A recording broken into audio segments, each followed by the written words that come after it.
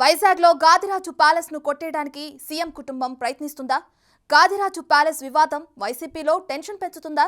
ఒకవైపు రిషికొండ విధ్వంసంపై విమర్శలు వెల్లువెత్తుతుంటే గతంలో విజయసాయిరెడ్డి అరాచకాలపై వచ్చిన ఆరోపణలు దీనికి తోడయ్యాయి.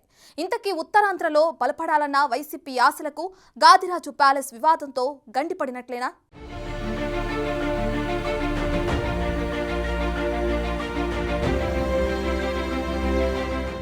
గాదిరాజు ప్యాలెస్ ను కొట్టేయడానికి సీఎం కుటుంబం ప్రయత్నిస్తోందా?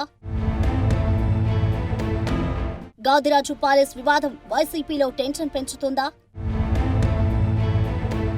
Gadiraju palace owner press meet పెట్టి మరీ చెప్పిన మాటలకు అర్థమేంటి?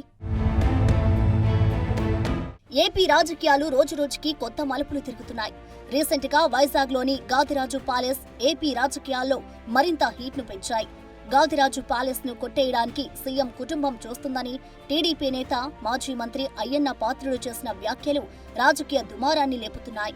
ఆ మాజీ మంత్రి చేసిన విమర్శలు రాష్ట్రం మొత్తం నమ్మేంత ఎఫెక్ట్ చూపిస్తుందంటే సీఎం భార్య వైఎస్ భారతిపై చేసిన వ్యాఖ్యల్లో నిజం లేదని ఆ పార్టీ నేతలు చెప్పలేకపోతున్నారు.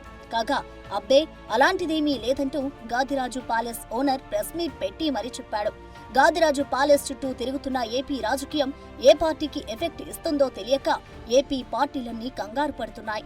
మరోవైపు విశాఖలోని అందమైన గాదిరాజు ప్యాలెస్ కబ్జా పేరుతో మొత్తం వైజాగ్ డేంజర్లో పడింది అని కొందరు ప్రచారం చేస్తున్నారు.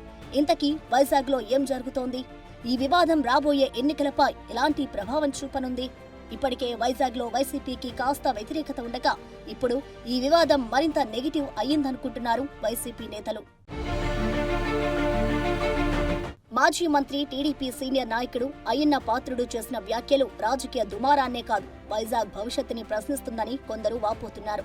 కైలాసగిరి సమీపంలోని అందమైన భవనం గాదిరాజు ప్యాలెస్ ను కాజేయడానికి స్వయంగా ఏపీ సీఎం జగన్ భార్య భారతి రంగంలోకి దిగారని తీవ్రమైన విమర్శలు చేశారు అయ్యన్న పాత్రుడు.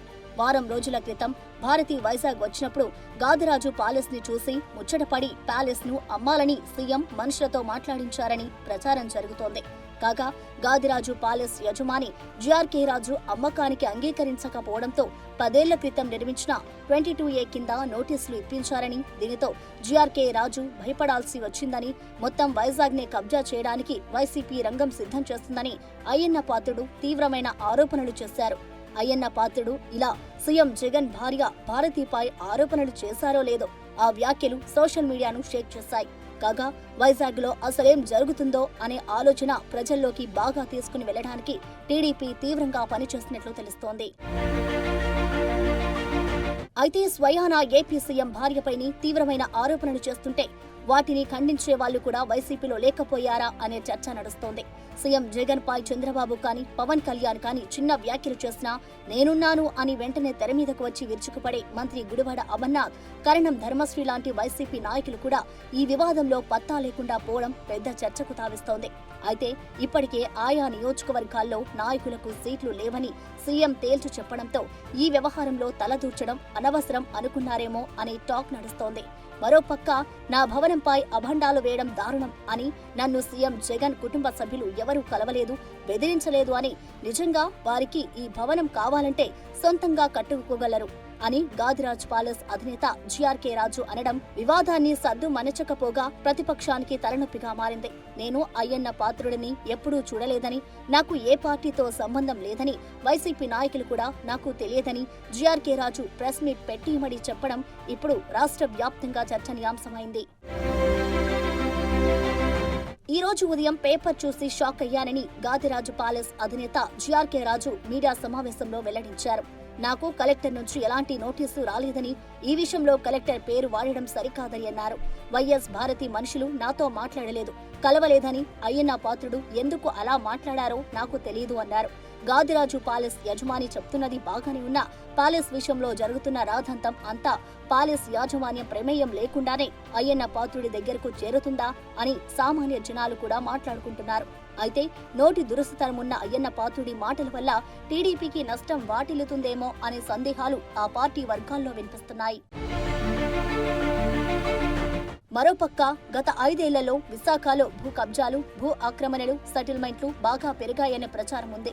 ఇదంతా వైసీపీ నాయకులే చేస్తున్నారని విజయసాయిరెడ్డి, వైవి సుబ్బారెడ్డిలు ఉత్తరాంధ్ర ఇన్ఛార్జీలుగా ఉండి మొత్తం భూములపై కన్నేశారని ఆరోపణలు కూడా ఉన్నాయి. విజయసాయిరెడ్డి అవినీతి వైజాగ్ లో పెరిగిపోవడంతోనే విశాఖ ఇన్ఛార్జ్ బాధ్యతల నుండి తప్పించారనే చర్చ గతంలో నడిచింది. మళ్లీ ఇప్పుడు స్వయాన సీఎం భార్య భారతిరెడ్డి గాదిరాజు ప్యాలెస్ పై మనసు పడడంతో మళ్లీ విశాఖలోని భూములు, భవనాలపై వైసీపీ నేతలు కన్నేసినట్లు కనిపిస్తుందని టీడీపీ ఆరోపణలు చేస్తున్నారు.